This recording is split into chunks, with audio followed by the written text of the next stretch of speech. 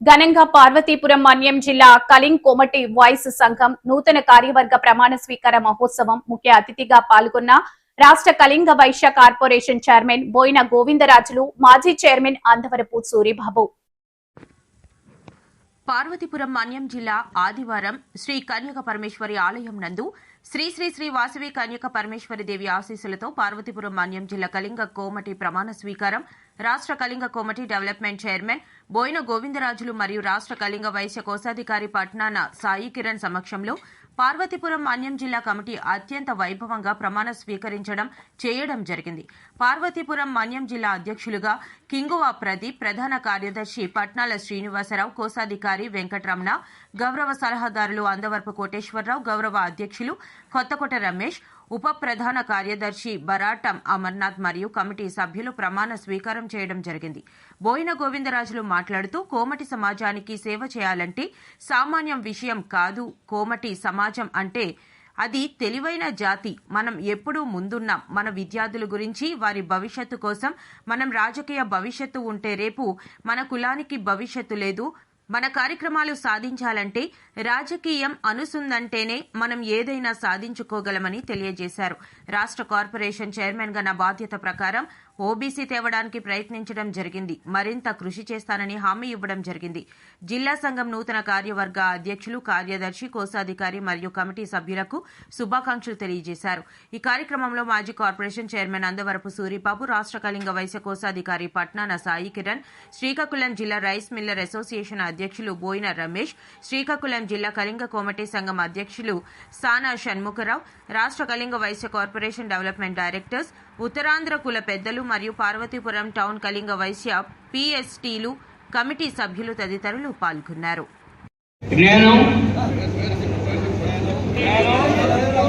పార్వతీపురం మన్యం జిల్లా కళింగ కోమటి సంక్షేమ సంఘంలోని మీ పదవులు చదవండి.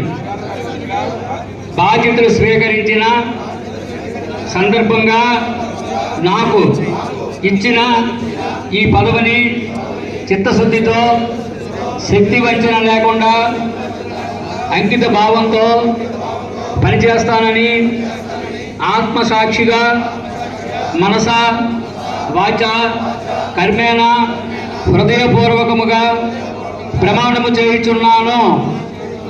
నా వలన కులము ద్వారా చేసే సేవలు సమాజానికి ఉపయోగపడతాయని, ఇతర కులాలను మతాలను గౌరవిస్తానని, వారి విశ్వాసాలను కాపాడుతానని, కులము కన్నా సమాజము గొప్పదని, సమాజము కంటే దేశము గొప్పదనే భావనతో పనిచేస్తానని, మన కులదైవం శ్రీ వాసవి కన్యకా పరమేశ్వరి దేవి అమ్మవారి ఆశీస్సులతో, నిబద్ధతతో, క్రమశిక్షణతో ఉంటానని వేదికను అలంకరించిన పెద్దల ఆశీస్సులతో మరి సమక్షంలో దైవ సాక్షిగా ప్రమాణం చేస్తున్నాను.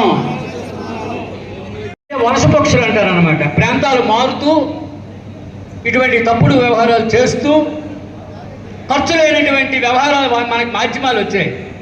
వాటిని ఉపయోగించుకొని అనవసరంగా చిందరవందర చేయడానికి ప్రయత్నాలు జరుగుతాయి. అది మీరు గ్రహించుకోవాలి. కార్యవర్గం ఎవరో ఒకరే చేస్తారు తప్పించి ఇద్దరు. ఇప్పుడు ఈవేళ నేను ఉన్నాను ఆంధ్ర రాష్ట్ర సంఘానికి అధ్యక్షుడిగా, రెండో వాడు ఉండడు కదా. నేను దిగిపోతే మరి కూడా అది ఎక్కడానికి సామర్థ్యం పెట్టి, నా తాలూకా కష్ట ఫలితాలు పెట్టి ఆధారపడి ఉంటాయి. ఈవేళ మోడీ గారి మీద మన అందరం ఏడుస్తున్నాం. 15 సంవత్సరాలు అయింది. ఆయనకి పిల్ల లేదు, పిచ్చుక లేదు, ఇంకో డబ్బు కావాలని స్వార్థము లేదు, ఏదీ లేదు. ప్రజలకు కావాల్సిన సేవలను ఆయన కష్టపడి చేస్తున్నాడు. దేశాల కోసం, ప్రపంచ దేశాల్లో కూడా ఆయన గౌరవ మర్యాదలు పొందుతున్నాడు. కాబట్టి ఆయనకి మరొకసారి ఎన్నిక చేస్తూనే ఉన్నారు. ఎవరైతే కష్టపడతారో, ఎవరైతే శ్రమిస్తారో, ఎవరైతే ఆ కులాల కోసం శ్రమిస్తారో ఆ కుల నాయకులకి ప్రేమిస్తూనే ఉంటారు. దాన్ని మనం విచ్ఛిన్నం చేయడానికి ప్రయత్నం చేయకూడదు. మనం కూడా అందులో కలిసి పనిచేయడానికి ప్రయత్నం చేయాలి. ఇది జీతభత్యాలేటి ఇచ్చినటువంటి పదవులు కావు. వాళ్ళు స్వతహాగా వాళ్ళు కష్టపడి వాళ్ళ ధనాన్ని ఖర్చు పెట్టుకొని మన సమాజానికి సేవ చేసేటటువంటి పదవులు ఇవి. నాకు రాష్ట్ర కార్పొరేషన్ చైర్మన్ ఇచ్చారు, నాకు జీతం ఇస్తున్నారు, నాకు కారు డ్రైవర్ ఇస్తున్నారు, కారు అలవెన్స్ ఇస్తున్నారు, కారు పెట్రోల్ కారు అద్దెస్తున్నారు, నాకు ఎంతో కొంత వృద్ధి ఇస్తున్నారు. నాకు అందరూ నిలదీయడానికి హక్కు ఉంది. ప్రభుత్వ ధనం నాకు ఇస్తున్నారు కాబట్టి నేను ప్రభుత్వం తరఫున నేను పనిచేయలేనప్పుడు నన్ను నిలదీసే హక్కు ఉంది. కోమటి సమాజానికి సేవ చేయాలంటే సామాన్యమైనటువంటి విషయం కాదు. కోమటి సమాజం అనేది అతి తెలివైనటువంటి జాతి. మన జాతికి ఉన్న తెలివితేటలు ఎవడు ముందు బ్రాహ్మడు అంటారు, తర్వాత రాజులు అంటారు, తర్వాత మనం అంటారు. వాళ్ళకి మించిపోయిన తెలివితేటలు ఇప్పుడు మనకు ఉన్నాయి. వాళ్ళందరూ వెనక్కి వెళ్ళిపోయారు, మనమే ముందుకెళ్ళిపోతున్నాం. ఈవేళ మన విద్యార్థుల గురించి మన తాలూకా వాళ్ళ భవిష్యత్తుల కోసం మనము రేపు రాజకీయ భవిష్యత్తు ఉంటే కానీ మన కులానికి భవిష్యత్తు లేదు. మనకు కావాల్సిన కార్యక్రమాలు మనం సాధించుకోవాలంటే రాజకీయ పార్టీలతో అనుసంధానం అయి ఉంటేనే మన కార్యం సాధించుకోగలం. అనుసంధానం లేకుండా సాధించుకోవాలి. రాజకీయాల్లో ఉన్న పదవుల్లో ఉండకూడదు. రమ్మనండి, ఎవరైతే చాలా రాజకీయాల్లో లేకుండా పలానా పని చేస్తామని అంటారు, వచ్చి చేయమనండి. ఎవరైతే అన్నారు, ఎవరికి శాస్త్రం కాదు కదా ఈ పదవులు. కష్టపడి పనిచేశాను కాబట్టే జిల్లా అధ్యక్షుడిగా ఉండి నేను అన్ని సంవత్సరాలు కష్టపడి పనిచేశాను కాబట్టే మన జాతి బీసీ వచ్చింది కాబట్టి రేపు ఓబీసీ అవసరం ఉంది కాబట్టి పార్టీల వారిగా ఏ పార్టీ వస్తే ఆ పార్టీ పనిచేస్తారనే ఉద్దేశంతో నన్ను అవకాశం ఇచ్చారు.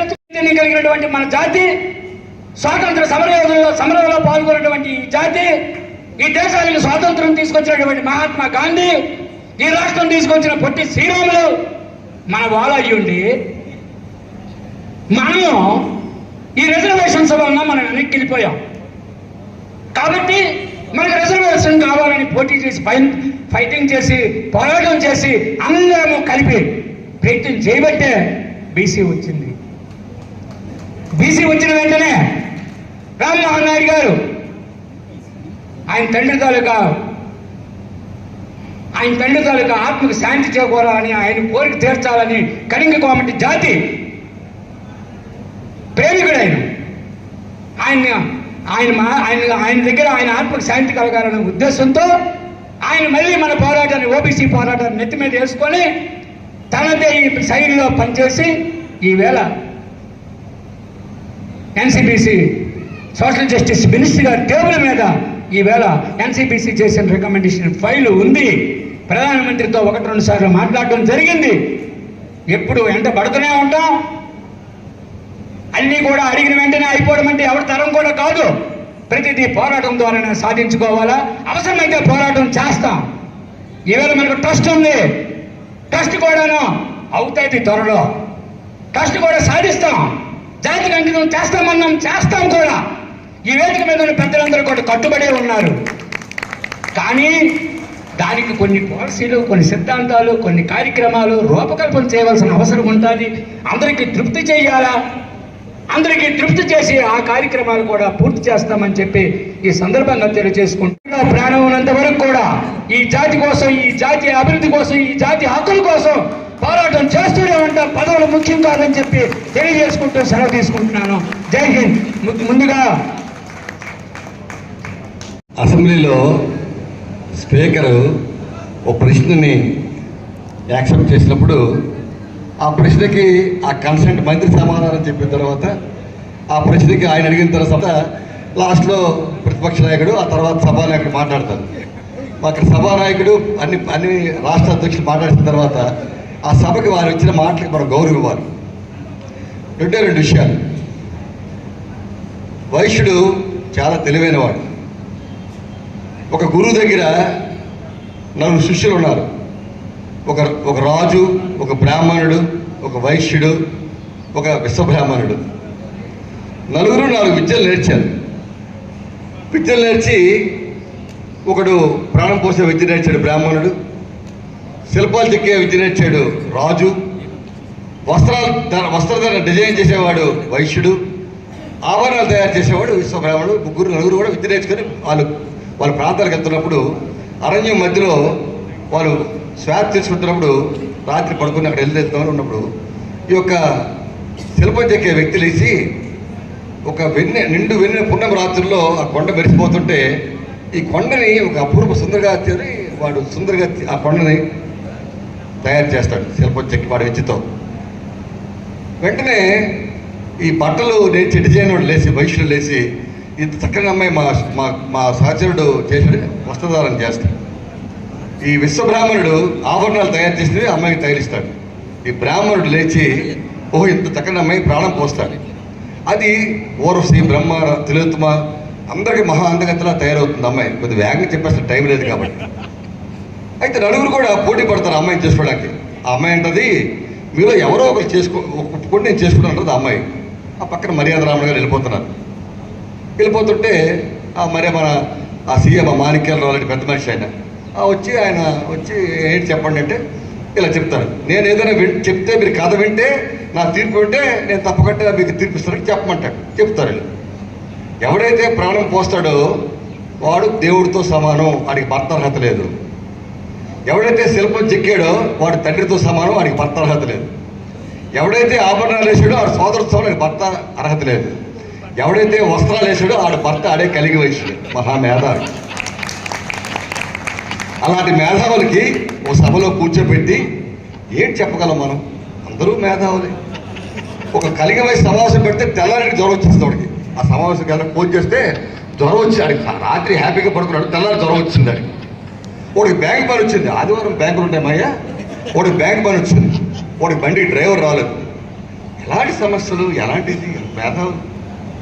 ఇంట్లో పిల్లలు ఒప్పుకోలేదు. ఏమండి వారం అంతా కష్టపడతాం, ఆదివారం పెట్టేస్తారు మీటింగ్, మేము ఆదివారం ఎంజాయ్ చేయొద్దు అంటాడు ఒకడు. పుట్టినరోజు పెట్టాడుకో వ్యాపారం చేయొద్దు అంటాడు ఒకడు. మొత్తం ఆడు రాడు ఈడు రాడు.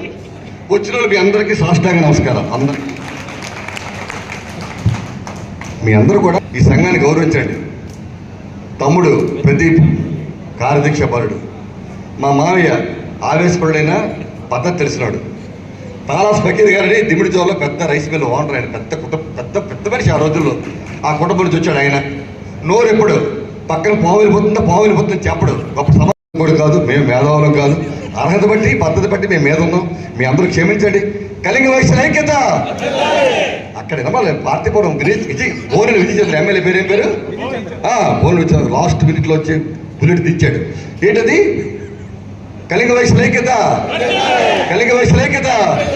వాసవి మాతాకి, వాసవి మాతాకి, వాసవి మాతాకి. ధర్మో రక్షిత రక్షిత, ధర్మో రక్షిత రక్షిత.